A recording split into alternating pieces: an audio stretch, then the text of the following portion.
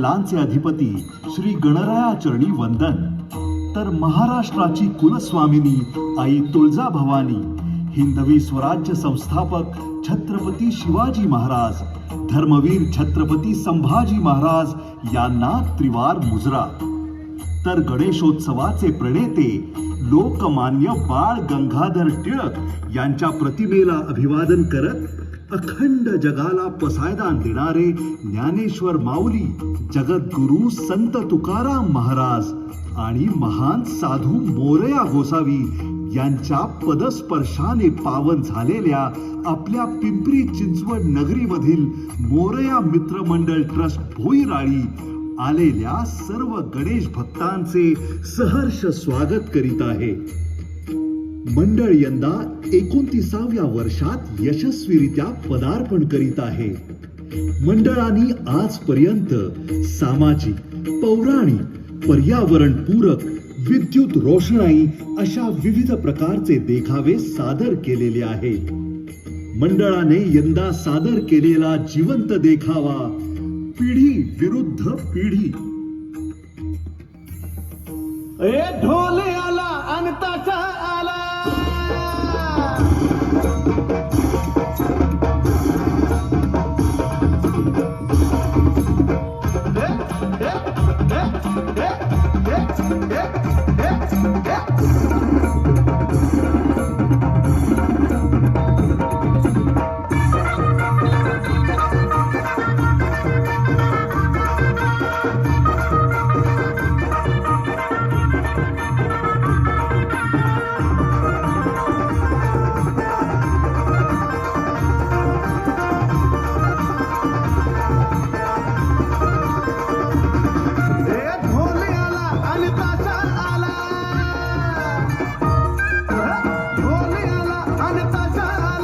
नाचाया सारे पोरया,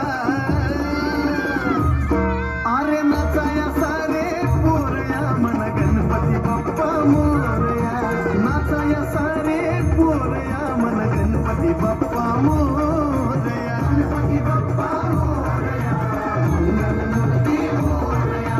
गणपती बाप्पा मोरया, मंगलमूर्ती मोरया.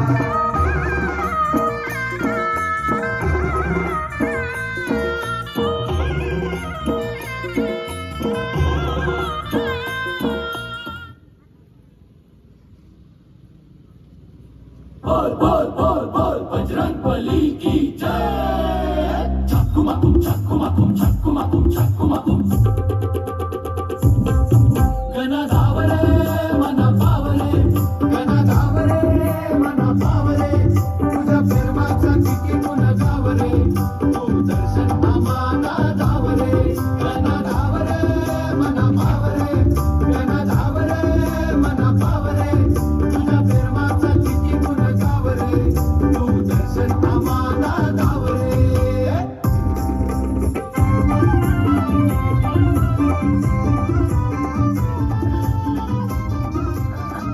आरुष, अरे आरुष, गणपती आले रे बाबा.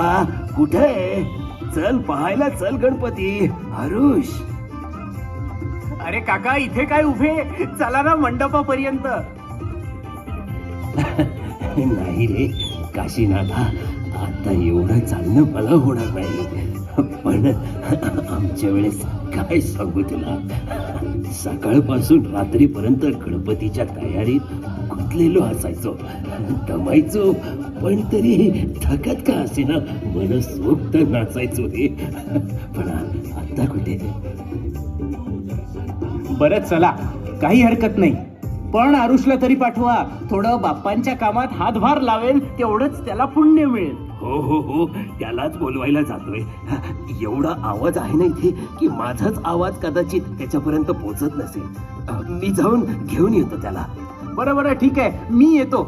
हा, पण आरुषला तरी पाठवा, त्याच्यासोबत मी प्रसादही पाठवतो. हो हो हो, नक्कीच.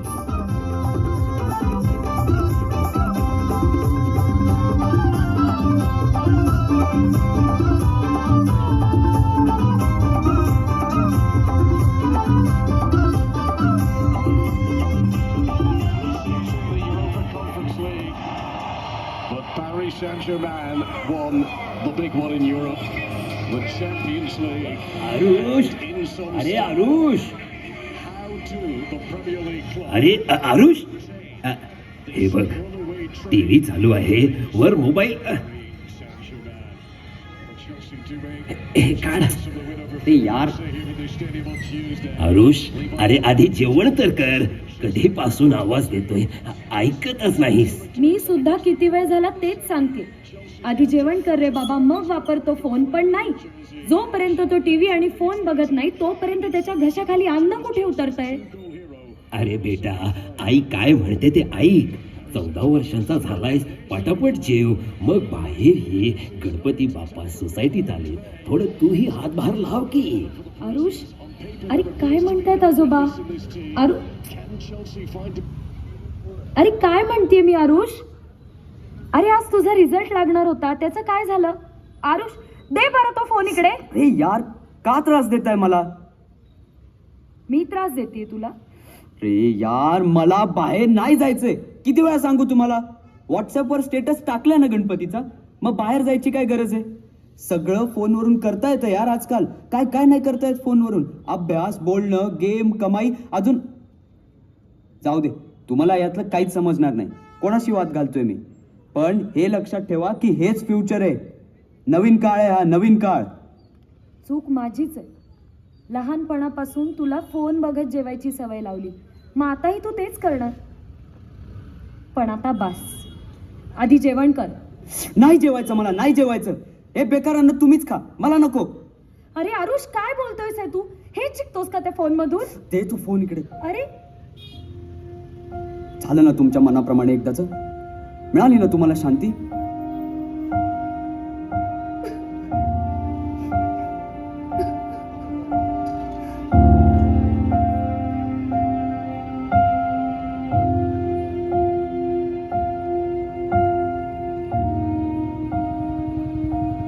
काशीनाथा हे काय होऊन बसलंय रे नेमकं हे कळत नाहीये दोष कोणाचा आहे टेक्नॉलॉजीचा की टेक्नॉलॉजीचा वापर करणाऱ्यांचा मोबाईलचा हेतू होता माणसांना जोडणं पण इथे त्याचा विपरीत घडतंय माणसांमधला संवादच कमी होत चाललाय रे काका तुम्ही अगदी बरोबर बोलत आहात. आपण 4 चौघात बसलो तरी सगळ्यांची तोंड त्या फोनमध्ये असतात. अहो परवाचीच गोष्ट बघा ना. एक बाई गाडीवरून येत होती तेव्हा एक लहान मुलगा फोनमध्ये डोकं घालून रस्ता क्रॉस करत होता. त्याचं लक्ष त्या फोनमध्ये. मग काय झाला ॲक्सिडेंट. आता तुम्हीच सांगा दोष कोणाला द्यायचा? त्या बाईला, त्या मुलाला की त्या फोनला?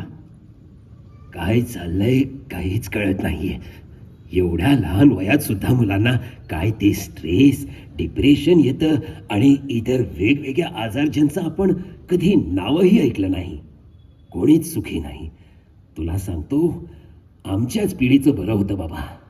खरंच काका. आता तुम्हीच बघा ना एवढं वय झालंय तरी देवाच्या कृपेने तुम्हाला कुठला आजार नाही. तुम्ही अगदी फिट आहात. आणि ही आजची पिढी सूर्योदयाबरोबर उठून प्रातः काळाची ऊर्जा यांनी कधी अनुभवली नाही.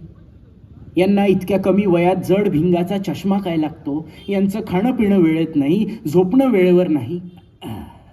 आणि खाल्लं तरी काय खाणार ते इन्स्टंट फूड आणि म्हणूनच आज ही नाती सुद्धा इन्स्टंट फूड सारखी झाली आहेत. आपल्या वेळी 15-15 दिवस लोक त्यांच्या पत्राच्या उत्तराची वाट बघायची रे तेव्हा ती नाती आणि त्यांच्यातल्या भावनांची जाण होती. आणि आता इमोजीद्वारे भावना एका झटक्यात व्यक्त करता येतात ना. मग यांना पेशन्स कसे असतील? पेशन्स, संयम हे तर नाहीसच झालंय या पिढीत या मोबाईलमुळे. आताच बघा ना एखादी गोष्ट जर मनासारखी नाही झाली तर लगेच चिडचिड करणं. कुठल्याच गोष्टीचं समाधान नाही आहे यांना. प्रत्येक गोष्ट या फोनमध्ये भरपूर प्रमाणात मिळत असल्याने यांना नेहमी काही ना काही हवं असतंच. पण काका आपल्या वेळेस बरं होतं. मर्यादित गोष्टी असूनही आपण समाधानी होतो. हो सुख सुविधा नव्हत्या पण तरीही आपण मात्र सुखी होतो. बाबा आरुष कुठे? मगाशीच आत गेला ना. अहो बाबा त्याचा रिझल्ट आलाय आणि तो नापास झालाय. काय? हो बघ जरा. आरुष, आरुष दार उघड आरुष. बाबा आरुष दार का नाही उघडत आहे? आतून हा काही देत नाहीये. कदाचित रिझल्टचं टेन्शन घेतलं असावं. आरुष, अरे आरुष, आरुष बाळा, अरे आताच्या परीक्षेत फेल झालास म्हणून काय झालं? वार्षिक परीक्षेची तयारी चांगली कर. आरुष बाळा, दार उघड. आरुष, अरे बाळा दार उघड रे. अरे आम्ही तुझ्यावर रागवलो नाही. आरुष, वहिनी तुम्ही घाबरू नका, बघा उघडेल तो दार. आरुष, आरुष बाळा. आई, मी तुमच्यासोबत खूप वाईट वागलो आई. मी खरंच खूप वाईट आहे आई. नाही बाळा, अरे आईसाठी तिचं लेकरू कधीच वाईट नसतं रे. नाही आई, वेळ होता तेव्हा मी त्याची किंमत ओळखली नाही. तू खूप समजवलंस, पण मी कधीच ऐकलं नाही. आजोबांशीही वाईट वागलो. मला वाटायचं सोशल मीडिया, गेम्स हेच सगळं आहे. मी या खोट्या जगात इतका रमायचो की मला खऱ्या जगाचं भानच राहायचं नाही ग. खरंच real life and real life is different.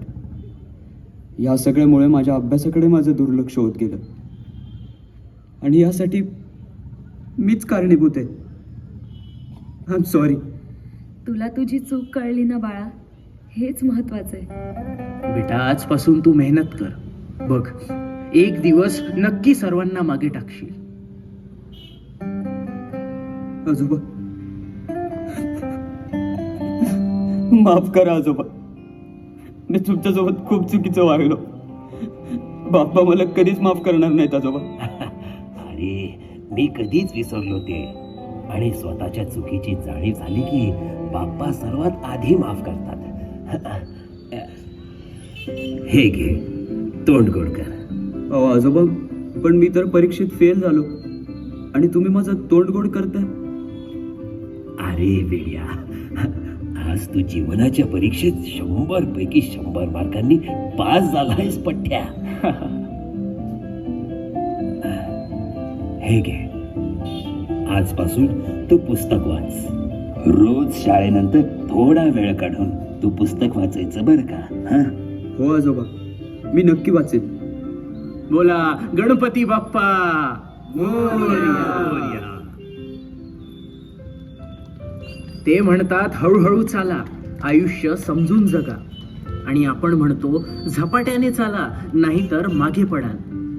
ते म्हणतात नाती सांभाळा, आणि आपण नात्यांमधील गाठ सोडण्याऐवजी थेट दोरीच कापून टाकतो. ते नाती जोडू पाहतात, पण आपण मात्र फक्त वायफायलाच जोडल्या जातो. आपल्याला भूक लागली, आपण स्विगी करतो, पण स्वयंपाक घरात जात नाही. आपल्याला उत्तर शोधायचं असेल तर आपण लगेच ChatGPT करतो, पण पुस्तक चाळत नाही. ॲलेक्साला आपण दिवसातून 100 प्रश्न विचारतो, पण आईला जेवलीस का हे विचारत नाही. म्हणून आता तुम्ही स्वतःला एक प्रश्न विचारा. काय मग, जिवंत आहेस का की तू पण मशीन झालास?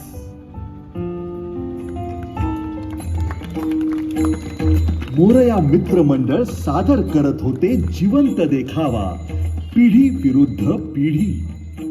पात्र परिचय: मिरवणुकीतील मंडळी, समर्थ हिंगबिरे, आरोही कोळी, समर्थ जमादार, आरुष निषाद देशपांडे, आई मनुजा देशपांडे, काशीनाथ काका गोपाल सुरळकार, आजोबा श्रावण डाखोळे, ध्वनी संयोजन वेदांत देवळे, प्रकाश परिकल्पना रोहन आवारे, प्रकाश संयोजन शिवम बांगडे, नृत्य दिग्दर्शन आदिती सुतार. विशेष आभार संतोष रामामूर्ती, शैलेश म्हापणकर.